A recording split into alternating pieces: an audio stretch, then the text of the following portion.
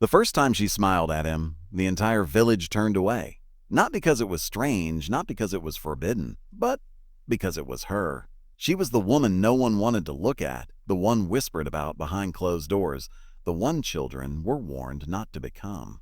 And yet, in that single moment, as the sun dipped low over the endless rows of ripened tomatoes, her tired eyes softened, and she smiled at a man who was pretending to be nothing while hiding everything. If you believe in kindness, second chances, and love that sees beyond appearances, take a moment right now to like, comment, share, and subscribe. Stories like this remind us what truly matters, and your support helps keep them alive. His name was Arman.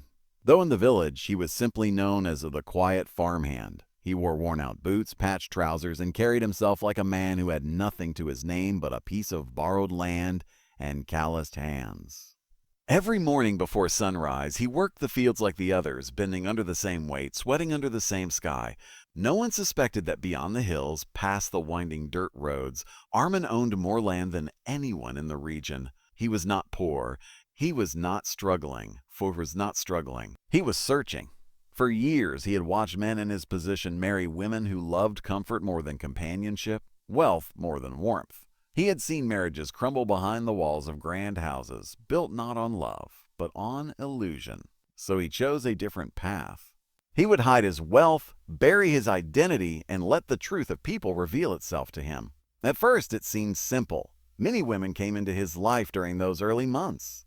Some were kind at a glance, but quickly revealed their expectations. They spoke of escaping poverty, of dreams filled with gold and luxury, of lives far away from dirt and sweat. Others barely noticed him at all. To them, he was invisible, a man too ordinary to matter. But then there was her. Her name was Lila, though most didn't bother to use it. They called her that woman, or worse, things spoken under breath with curled lips. She lived on the edge of the village in a crumbling cottage that leaned slightly to one side, as if even the earth refused to fully support her.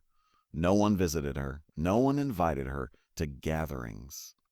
Even at the market, people avoided standing too close. The rumors about her were endless. Some said she had once been beautiful but had fallen from grace. Others claimed she carried bad luck, that misfortune followed her like a shadow. A few whispered darker things, that she had been abandoned, that she had loved someone who left her broken, that she was not worth knowing. Arman noticed her not because she stood out, but because she didn't try to. While others laughed loudly or spoke to be heard, Lila worked in silence. She picked tomatoes carefully, placing each one into her basket as if it mattered. Her clothes were simple, often faded, and her hands bore the marks of years of labor. But there was something else. Something quiet and steady in her presence, like a flame that refused to go out. The first time their paths crossed, it was by accident. Arman had dropped his basket, tomatoes rolling into the dirt. Most workers glanced and walked on, unwilling to waste time. But Lila stopped. Without a word, she knelt beside him and began gathering them, brushing off the soil with gentle care. She didn't ask for thanks. She didn't linger. When the basket was full, she stood and walked away as if it had meant nothing. That was the moment something shifted in him. Days turned into weeks, and Arman began to notice the small things. How she shared her lunch with stray animals that wandered near the fields. How she offered water to older workers without being asked. How she endured the cold stares and hushed insults without responding. Yet what struck him most was her smile. Not the one she gave him that first day, but the rare one she wore when she thought no one was watching. They were soft, almost fragile, like something she wasn't sure she was allowed to have. The village, however, remained unchanged. One afternoon, as the workers gathered under the shade for a brief rest, a group of women began whispering louder than usual. Their voices carried, laced with mockery. Lila sat a short distance away, her head lowered, pretending not to hear. Arman watched as one of the women laughed and said something cruel enough to draw others into her amusement. Lila didn't respond. She simply stood up, picked up her basket, and moved further away. It was then Arman felt something unfamiliar. Anger, not the loud kind, but the quiet, steady kind that settles deep within the chest. He realized that for all the beauty and simplicity of the village, there was also a cruelty that, when unnoticed, accepted as normal. And Lila bore the weight of it every day. One evening, as the sun painted the sky in hues of gold and crimson, Arman found her sitting alone at the edge of the field. Her basket was half full, her posture slightly slumped. For a long moment, he hesitated. He had come here to observe, not to intervene. But something about her stillness pulled him closer. He sat down a short distance away, leaving space between them. They didn't speak at first. The silence was not awkward, but heavy with unspoken things. Finally, he offered her a piece of bread from his satchel. She looked at it, then at him, surprised. Slowly she accepted. From that day on, a quiet connection began to form. They never spoke much. Their conversations were simple, often about the weather, the crops, the small details of daily life. But beneath those words was something deeper, a sense of understanding that didn't need to be explained. For the first time since he began his search, Armin felt at ease. Yet the world around them did not change. The whispers grew louder. People began to notice that the quiet farmhand spent time with the woman no one wanted. Some laughed, others shook their heads in pity. A few even warned him, telling him he was making a mistake. Armin listened, but he didn't turn away. One day, a storm rolled in without warning. The sky darkened, the wind howled, and rain fell in heavy sheets. Workers rushed to gather what they could before seeking shelter. In the chaos, Lila slipped on the muddy ground, her basket spilling across the field. Without hesitation, Armin ran to her. He helped her up, shielding her as best he could from the rain. Together, they gathered the scattered tomatoes, their hands moving quickly despite the storm.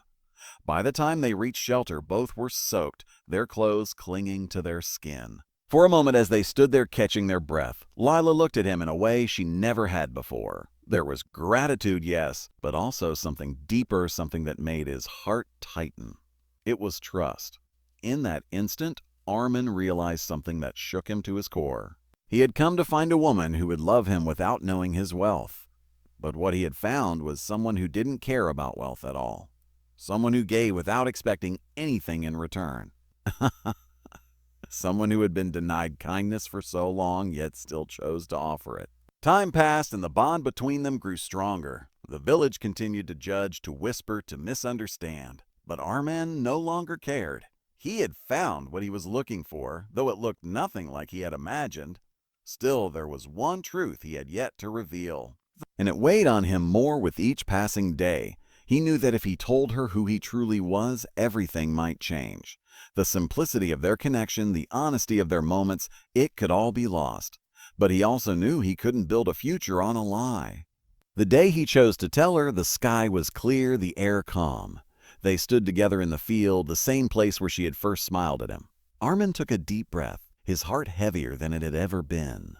Before he could speak, Lila looked at him and said something that stopped him completely. She told him she knew. Not everything, not the details, but enough. She had seen the way he carried himself, the way he spoke, the small signs that didn't match the life he pretended to live.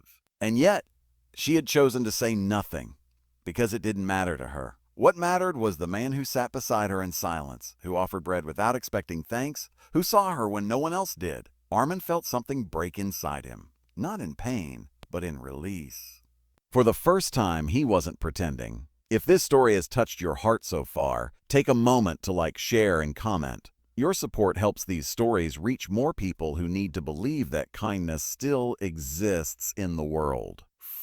And before we reach the ending, I have a special request. Comment below with the word kindness if you believe that true love sees beyond appearances. Armin told her everything after that. About his land, his wealth, his reason for coming to the village. He expected shock, maybe even distance. But Lila simply listened. When he finished, she looked at him the same way she always had.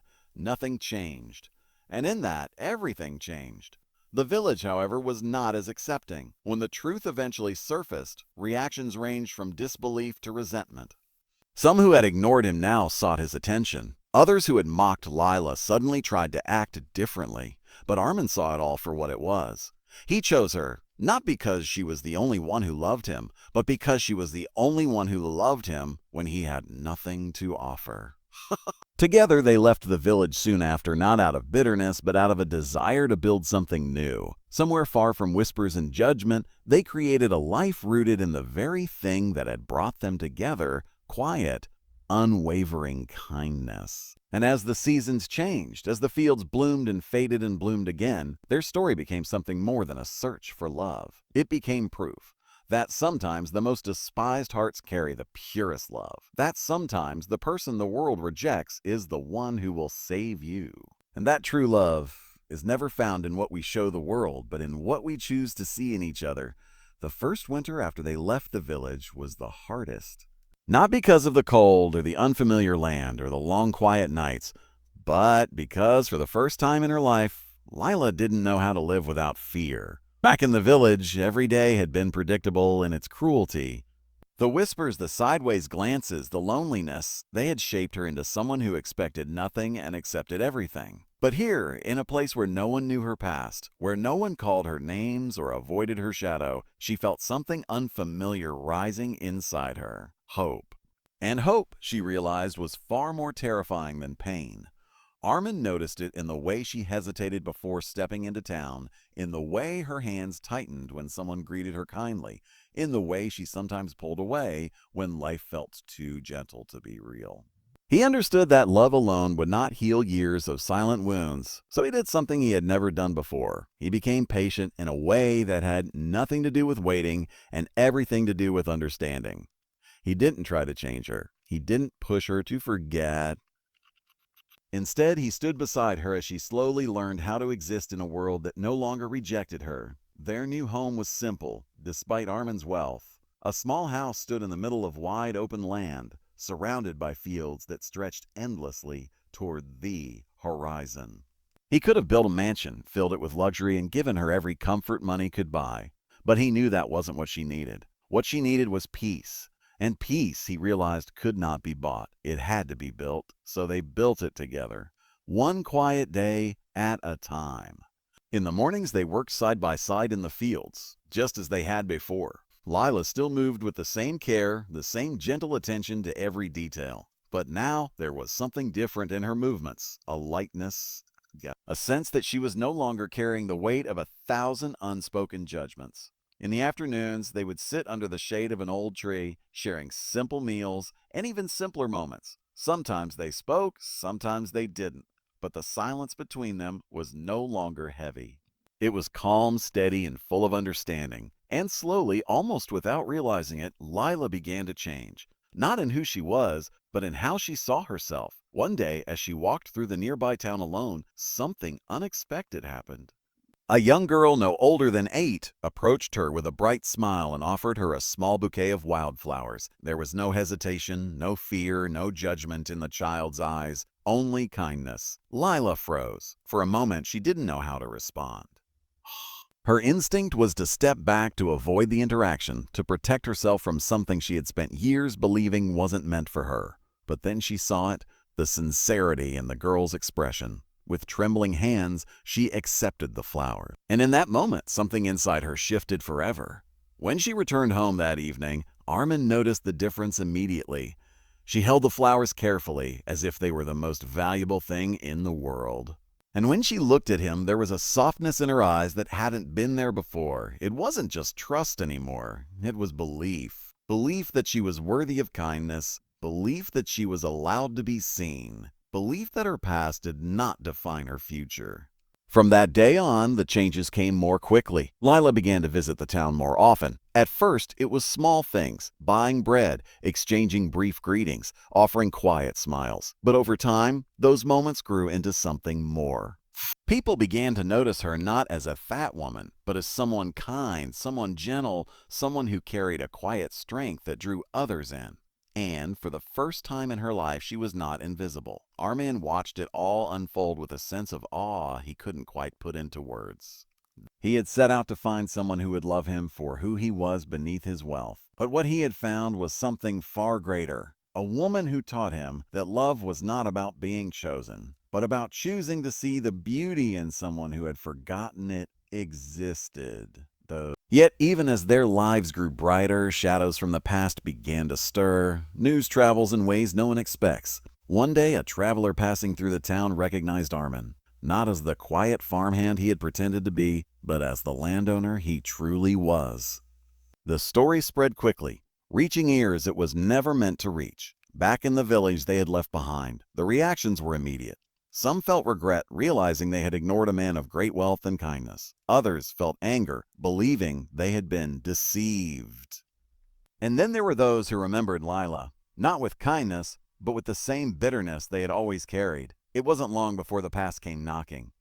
One afternoon, as Armin and Lila worked in the fields, a group of villagers arrived at the edge of their land. Their presence was unmistakable, their intentions unclear. Lila saw them first. For a brief moment, the old fear returned. The memories, the whispers, the pain, they all rushed back, threatening to undo everything she had built within herself. But then, Armin reached for her hand, and she didn't pull away. Together, they walked toward the visitors. The villagers spoke first, their voices filled with a mix of apology and expectation. They praised Armin, spoke of his success, his status, his generosity. Some even turned to Lila, offering words that sounded kind but felt hollow. Armin listened quietly. Then, when they finished, he spoke in a way none of them expected. He told them that wealth had never been what he was searching for. That respect, kindness, and love could not be given only when it was convenient. And that the way they had treated Lila spoke louder than any apology they could offer now. There was no anger in his voice, only truth. And truth sometimes is the hardest thing to hear. The villagers left shortly after, their expressions uncertain, their words unfinished. They had come seeking something, but they left with something else entirely, a reflection of who they had been. As the dust settled and silence returned, Lila stood still for a long moment. Then, slowly, she turned to Armin. There were tears in her eyes, but for the first time, they were not tears of pain. They were tears of release. If this story has touched your heart, take a moment right now to like, share, and comment. Stories like this remind us that even the deepest wounds can heal, and your support helps spread that message to others who need it. Years passed after that day, and life continued in its quiet, steady rhythm. The fields flourished. The seasons changed, and the small house in the middle of open land became something more than just a home. It became a place where love was not measured by wealth, but by the smallest acts of care. Lila never forgot where she came from, but she no longer carried it as a burden. Instead, she carried it as a reminder. A reminder that even the most broken hearts can learn to love again. A reminder that kindness, no matter how small, has the power to change a life. And a reminder that sometimes the person the world despises is the one who teaches it how to love. In the end, Armin realized that his search had never really been about finding the right woman. It had been about becoming the right man. And Lila, she had always been exactly who she needed to be. Not perfect, not flawless, but real. And in a world that often values appearance over truth, that was the rarest kind of beauty of all.